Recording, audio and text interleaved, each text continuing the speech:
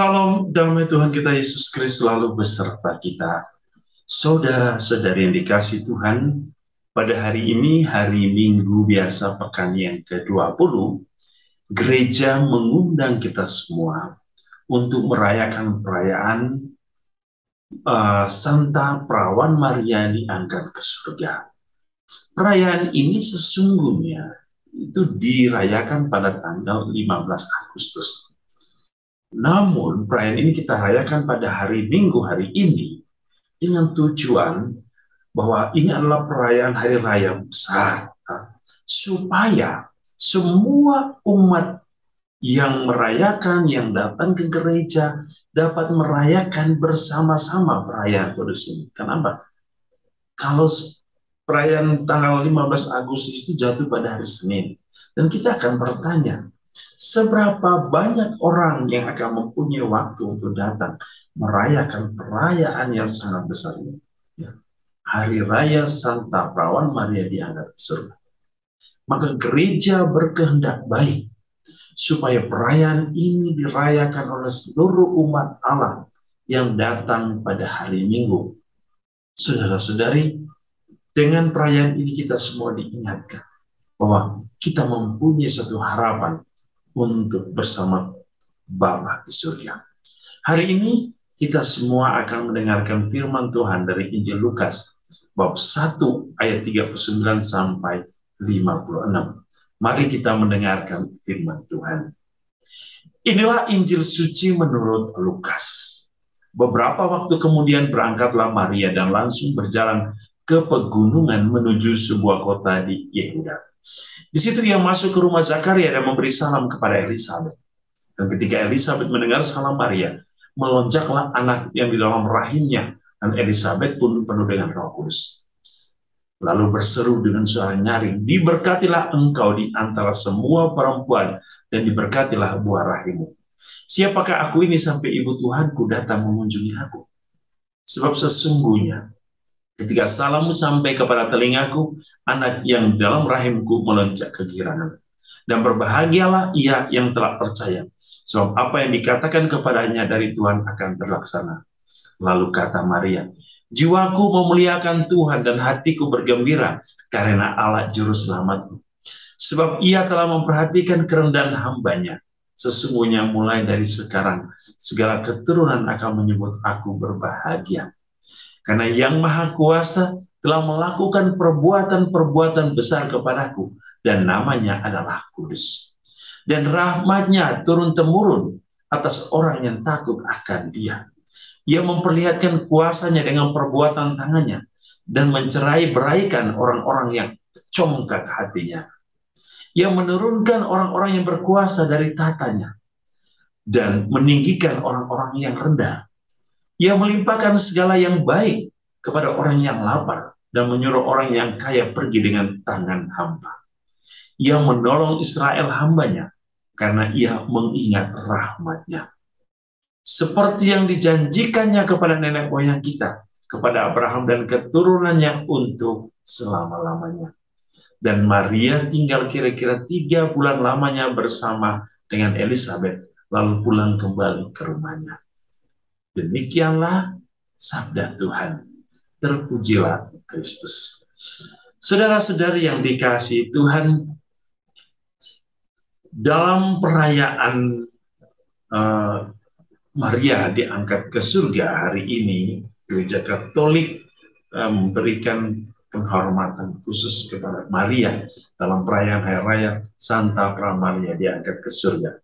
Dan tentu Gereja Katolik mengajarkan bahwa Bunda Maria diangkat ke surga berdasarkan tradisi suci yang diimani oleh gereja sejak dahulu. Ya. Namun baru ditetapkan dogma dalam pengajaran Bapak Paus Pius yang ke-12 pada tanggal 1 November 1950. Kita tahu bahwa dalam gereja Katolik ada 3 hal penting yang menjadi dasar ajaran kita. Ya, yang pertama magisterium, yang pertama kitab suci, yang kedua magisterium, dan yang ketiga tradisi. Tentu kita melihat bahwa perayaan hari ini tidak terlepas dari tradisi gereja. Ya, oleh karena itu, saudara-saudari, perlu kita pahami bagaimana perayaan hari ini yang kita rayakan dimaknai oleh kita semua. Bahwa Maria diangkat ke surga, berarti Maria diangkat ke surga dengan kuasa Allah. Beda kalau Maria naik ke surga, itu beda. Sebab Maria diangkat ke surga, bukan naik ke surga. Yesus naik ke surga dengan kuasanya sendiri. Sedangkan Maria diangkat ke surga dengan kekuatan, ya, dan kekuatan itu diangkat oleh kuasa Allah. Tentu bagi gereja kita, momen perayaan ini, Maria diangkat ke surga, itu memberikan kita suatu makna tersendiri, yaitu suatu makna akan harapan, akan kebangkitan badan di akhir zaman, di mana kita sebagai orang-orang yang telah percaya, orang-orang yang telah mengikuti Yesus, orang-orang yang telah mengimani Yesus, jika senantiasa hidup dalam kesetiaan dan ketaatan, maka kita pun akan mengalami apa yang dijanjikan Tuhan, bahwa kita pun akan diangkat ke surga, tubuh dan jiwa yang kemudian nanti bersatu dengan Allah dalam kemuliaannya di surga.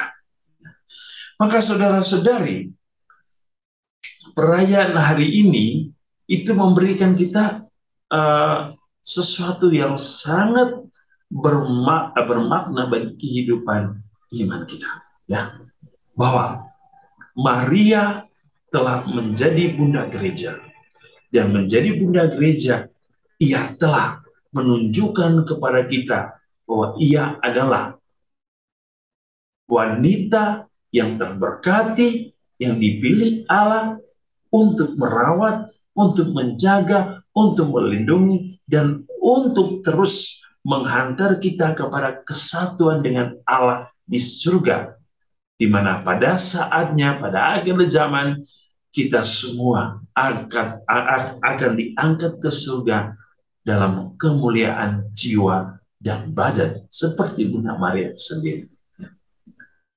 Peristiwa hari ini memberikan kita sesuatu yang indah, bahwa harapan kita adalah untuk bersatu dengan Allah di surga. Maka Maria menjadi simbol yang penuh sukacita bagi kita. Dalam bacaan hari ini, kita melihat bagaimana perjumpaan antara Maria dan Elizabeth. Ada satu sukacita ilahi. Perjumpaan antara Maria sebagai bunda Allah dan Elizabeth, saudaranya, perjumpaan antara Yesus dalam rahim Maria, dan juga dengan berjumpa dengan Yohanes dalam rahim Elizabeth, menggambarkan perjumpaan antara Allah dan manusia. Dan ketika Allah berjumpa dengan manusia, ada sukacita. Dikatakan anak yang di dalam kandungan melonjak kegirangan.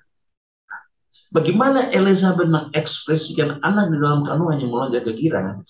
Yohanes adalah gambaran kita, manusia, bahwa setiap orang yang berjumpa dengan Allah akan selalu menemukan sukacita. Dan Maria, ketika ia hadir dalam kehidupan Elizabeth, dalam mengunjung Elizabeth, mau mengingatkan kita bahwa Maria hadir untuk selalu mengunjungi setiap umatnya. Ya, setiap saat mengunjungi hidup kita. Bukan hanya dia sendiri, tapi ia membawa Kristus dalam hidupnya untuk kita. Sehingga Maria menjadi satu simbol kehadiran Allah dalam kehidupan orang beriman. Ini sesuatu yang sangat menarik, bahwa ia selalu membawa Yesus bagi hidup kita. Maria telah terpilih oleh Allah menjadi bunda gereja, tetapi ia juga terpilih oleh Yesus menjadi murid Yesus yang setia. Apa makna menjadi murid? Adalah orang yang siap menerima sabda Allah dan melakukannya, itulah murid Tuhan. Dan Maria menjadi wanita pertama yang terpilih yang dengan setia, dengan sukacita, dengan kehendak baik telah menerima rahmat Allah, menerima kehendak Allah, dan melaksanakan dengan penuh tanggung jawab, penuh kesetiaan dan ketaatan. Inilah simbol hidup gereja. Oh, Allah datang dengan segala cintanya yang memberikan kita kekuatan melalui firman-Nya, melalui mujizatnya, melalui karyanya, melalui pelayanannya.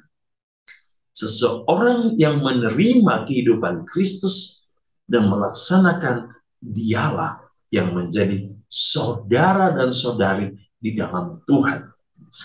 Saudara-saudari, semoga perayaan Santa Perawan Maria yang diangkat ke surga hari ini memberikan kita suatu kekuatan iman untuk terus merenungkan hidup kita, bahwa seperti Maria yang taat, kita pun akan selalu taat kepada firman Tuhan, supaya satu saat kita pun akan diangkat ke surga, dan kita berjumpa dengan Maria, berjumpa dengan Allah, berjumpa dengan orang-orang kudus, dan berjumpa dengan semua orang yang kita kasih. Tuhan Yesus senantiasa menjaga kita, melindungi kita, membuat kita untuk selalu setia kepadanya dalam seluruh kehidupan kita. Semoga berkatnya hari ini berlimpah, dan semoga doa Maria selalu menuntun kita untuk bersatu dengan Allah. Tuhan Yesus memberkati kita dengan berkatnya yang berlimpah. Dalam nama Bapa dan Putra dan Roh Kudus. Amin.